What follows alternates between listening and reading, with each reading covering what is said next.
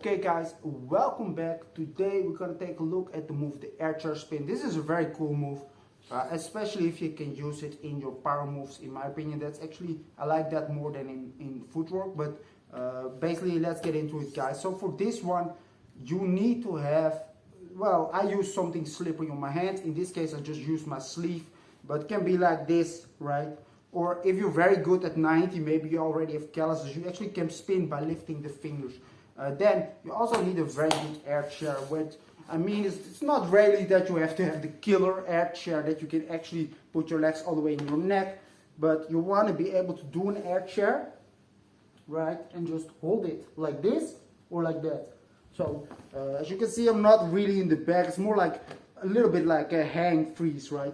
You can pull your legs in like this. I prefer always to keep this leg sort of up and this leg in a forward position as I do airchair spins, because it's also the power move position, right? So this move can be done in two ways, or actually in multiple ways if you also count the other hand, but I'm gonna assume you just want to do it on the same hand you do the windmill or the flaring. You can go forward. This means when you do power moves, you can enter this move. This is what I like. You can also go backwards. So let's go into backwards first. And in my opinion, it's also a little bit easier because you don't need power move to go into it. So after you get the airchair hang down, I did a tutorial on this, by the way, so I'll put the link in the description. So if you cannot, you can do the airchair, but only for a split second. This is not possible. So you only do is this, right? See how can I just hang there with ease? It's not really about that much about quality, but more like I can hold that airchair for 30 seconds, something like that, right? You want to get that down, because when you go into the move, you will be able to hold it and not immediately drop down. Yes, you know, this is a very nice deep air chair, but I can only hold it for a split second. Of course, if you can hold that air chair, it's even better, right? But let's get into it, guys. So first we're gonna use to move the coffee grinder to fly back. Why do we do this? Well, if we do that, we automatically have the right rotation. What we'll simply do is go into this little footwork position right here, swing, in my case, the left leg towards the back. And now as this leg swings on like this, right? What I will simply do is lean into my air chair. So to practice this, you can actually do it like that. You just sit on this knee, place the hand, you swing the leg slightly back, not too hard of course, lean into the air chair like that. Now as you can see, I spin 0, 0, 0. Why?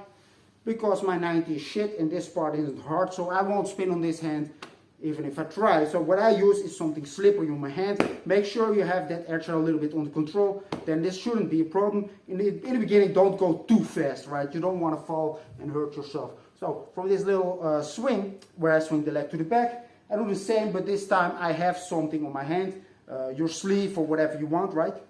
And then from there, when you swing this move, your body automatically starts spinning and you simply push into that airchair hold. And it's a little bit better if you use the one where one leg is up, because you have actually better balance in this case. So from here,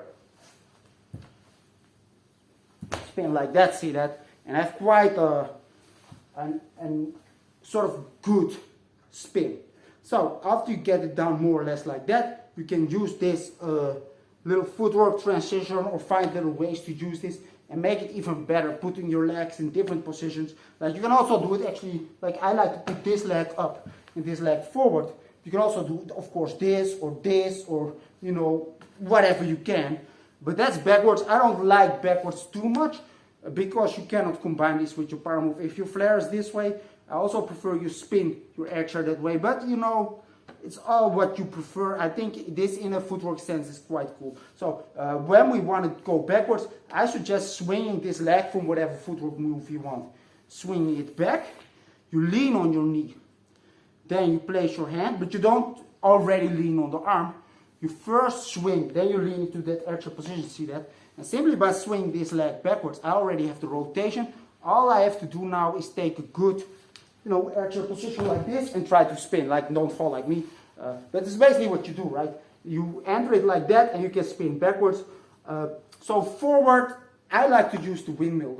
For me, it's a very easy move to gain momentum. And because I have something on my hand like this, I sort of trouble to get speed. So one thing you can do is actually when you do the hand glide like this, right?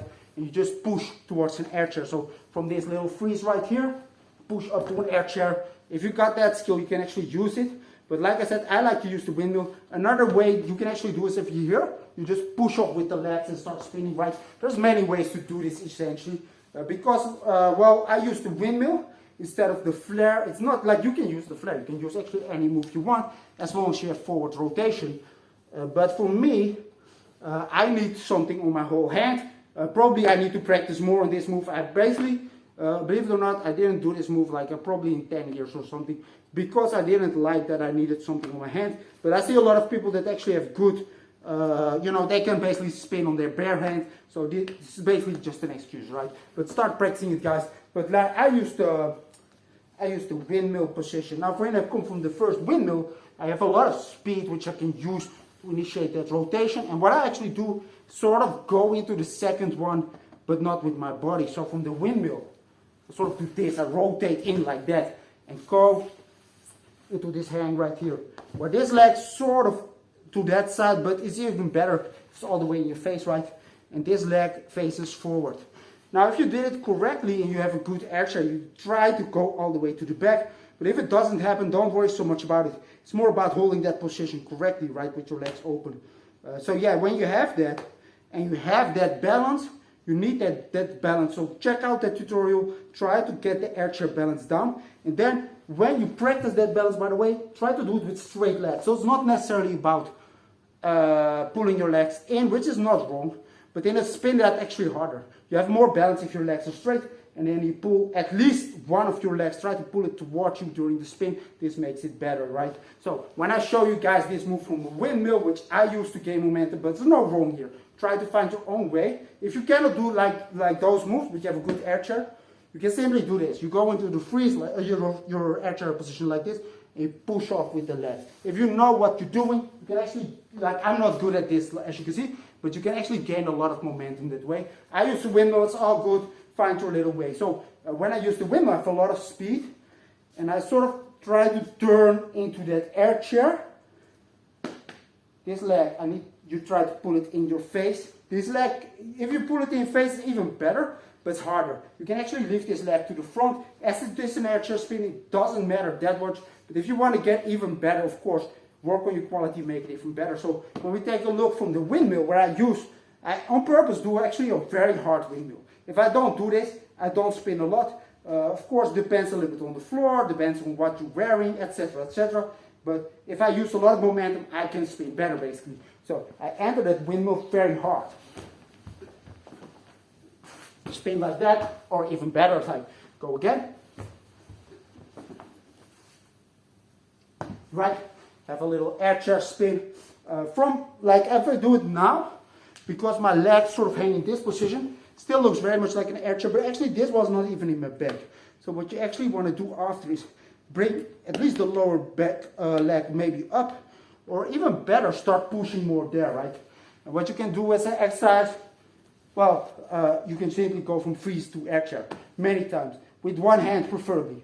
So when you do the freeze, right, from here, you do this air chair, right? Because this is basically what you're also going to do in these combos.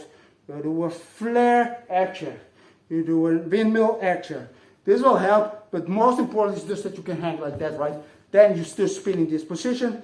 If you have a lot of trouble with this, practice this move, the hand glide. I'll put a link in the description for this tutorial. This is a very easy move. And if you master this one, you understand how to spin. Then you can easily do it actually in the air chair, as you have a good air chair. Because that's the must, right? Yeah. And other than that, oh yeah, so last thing is that when some people train air chair, they train it correctly and they jump all the way on their tricep. The problem is this is a very hard position to hold. So I suggest doing it like I did in this tutorial about holding your air chair. Because then you pretty much can hold it as long as you want, and pretty much all you need is momentum, right? Go practice that air chair spin. It's quite a cool one, especially if you can execute correctly or after your power move combos. And I'll see you next time.